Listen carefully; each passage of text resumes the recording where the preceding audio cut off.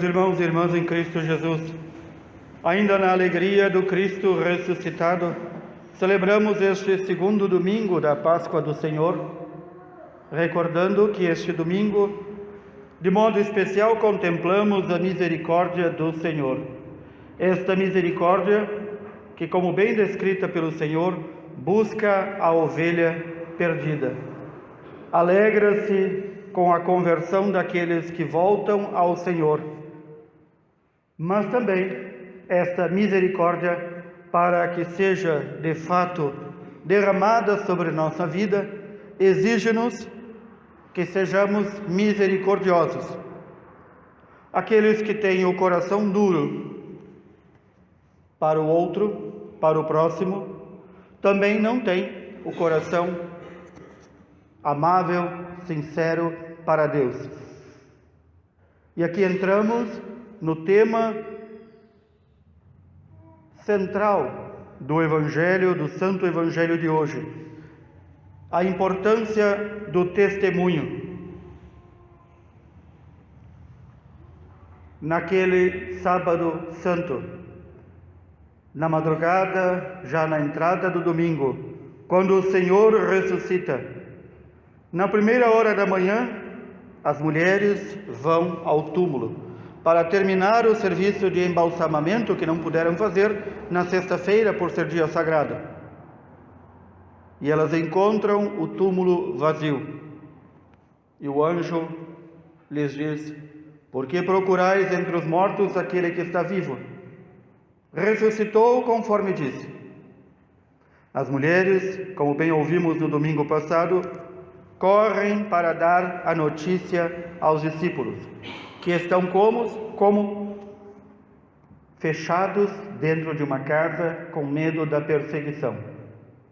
Porque perseguiram e mataram Jesus, eles também já se colocavam como aqueles que seriam na sequência mortos pelas autoridades. E as mulheres narram o que viram: o túmulo vazio, e os anjos dizendo: não está aqui, ressuscitou conforme disse. O que dizem os evangelhos? Que os discípulos imaginaram ou pensaram que estas mulheres estivessem variando. Eles não confiaram no testemunho delas. Agora nos encontramos no próximo domingo, primeiro dia da semana, e estão de novo os discípulos com portas fechadas, escondidos. Já ouviram o testemunho das mulheres. Eles já ouviram também o testemunho de Pedro e João, que viram o túmulo vazio, e ainda não creem. E o Senhor, como bem ouvimos hoje, aparece para eles em corpo, alma, ressuscitado, com todo o seu esplendor e divindade. E para que não pensassem que fosse um fantasma ou uma alucinação, ele come e bebe com eles. E então, diz o evangelista João, os discípulos se alegraram. Mas esta alegria ficou entre eles, porque entre eles também não estava um dos discípulos, Tomé. E Tomé vai passar para o imaginário popular como a figura do incrédulo, como aquele que quer ver para crer. Mas há bem mais aqui na figura de Tomé. Há aqui a questão do testemunho.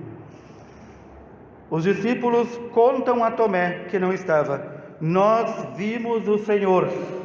E Tomé deve ter pensado: como é que viram o Senhor e não mudou nada? Continuam aqui, escondidos em uma casa, com medo da perseguição. Aqui estamos fazendo a defesa de Tomé. Tomé não crê porque o testemunho que dão os discípulos não é congruente, não é honesto com aquilo que viram e ouviram. E então no outro domingo, no próximo domingo para nós, o Senhor novamente encontra os discípulos fechados em uma casa, como bem diz São João, com as portas fechadas. E lá está Tomé. E o Senhor diz: não sejas incrédulo, toque então minhas mãos, meus pés, o meu lado, veja que sou eu, estende a tua mão e coloca, não sejas incrédulo, mas fiel. Novamente aqui, a questão do testemunho.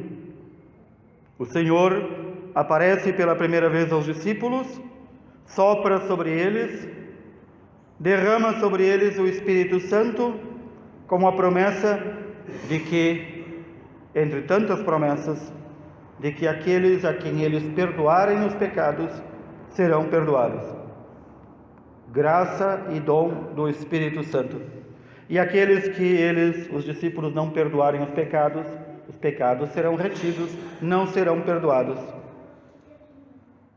Assim como o Pai me enviou, eu vos envio, diz o Senhor. Mas parece que entrou num ouvido e saiu no outro, como nós dizemos. Eles não se sentiram enviados, ou não tiveram a coragem de sair daquela casa fechada. Portanto, provavelmente, Tomé, vendo que o testemunho do que eles falavam e do que eles viviam era diferente, não acreditou. Aqui não se trata de não acreditar em uma, duas ou 11 testemunhas. Se trata do testemunho da igreja, porque eles eram o início da igreja. Nós sabemos, por São Lucas, que junto às reuniões dos apóstolos, os momentos de oração, os momentos de meditação da palavra de Deus e de preparação do seu apostolado, estava a mãe do Senhor, que segundo a tradição deve ter sido a primeira pessoa que viu seu filho ressuscitado. Portanto, Tomé não crê no testemunho das mulheres, não crê no testemunho dos discípulos, não crê no testemunho, quiçá, de Nossa Senhora. Tomé é a figura bem clara dos nossos tempos, em que a humanidade não crê, porque não vê, naqueles que deveriam ser as testemunhas, o testemunho congruente entre o que crê e o que vive. E quem são aqueles que creem e não vivem de acordo com o que creem? Somos nós. Ainda ontem, ao celebrar em uma das nossas comunidades, nós falávamos um exemplo prático. Muitas vezes a pessoa diz: não fui à missa, não fui à oração, porque me chegou visitas. Ora, faça saber a esta visita que tu crês. Faça saber. Ou como eu digo sempre em linguagem bem simples e corrente, diga: me desculpe, mas eu estou indo para a missa. Estou indo para cumprir a ordem do Senhor. Estou indo para adorar o Senhor. Estou indo para reunir-me com meus irmãos em oração. Esta pessoa, esta visita, ou quem quer que seja, vai, pelo menos, ter o início de cair em si e se perguntar: como é possível que ele creia? Como é possível que ele siga o que manda a religião fundada pelo Senhor? É nestes pequenos gestos, queridos irmãos e irmãs, que damos testemunho do Senhor. Dizer que crê no Senhor, que crê na sua ressurreição, que espera a vida eterna, mas viver como um pagão, que testemunho nós estamos dando? Do mesmo modo, o testemunho que se dá por meio da caridade, da acolhida, do perdão, onde se encontra nos dias de hoje? Como aqueles que não creem e que devem ser levados a crer no Senhor, podem crer se nós não vivemos, se nós não exercitamos a fé, a esperança e a caridade? Se nós, muitas vezes entre nós, mantemos rusgas, brigas, trombas, como elefantes, se nós não suportamos um ao outro, se nós não nos queremos bem, se nós não somos capazes de reconhecer que erramos, como vão crer aqueles que não creem no Senhor? Como vão crer que nós cremos na ressurreição do Senhor e, como dizemos no credo, na vida eterna e na ressurreição da carne, se nós, junto com a fé que o Senhor nos deixou, que nos ensina que temos apenas uma vida neste mundo e depois o julgamento e a ressurreição da carne, se junto com esta fé verdadeira nós ajuntamos outras coisas, outras heresias, se nós aí agregamos outras energias, outros mestres, outras teorias, como vão crer?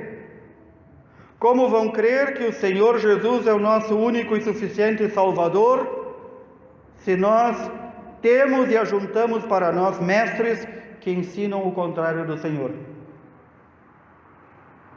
O testemunho, para ser credível, tem que ser visto não apenas nas palavras, mas nos atos.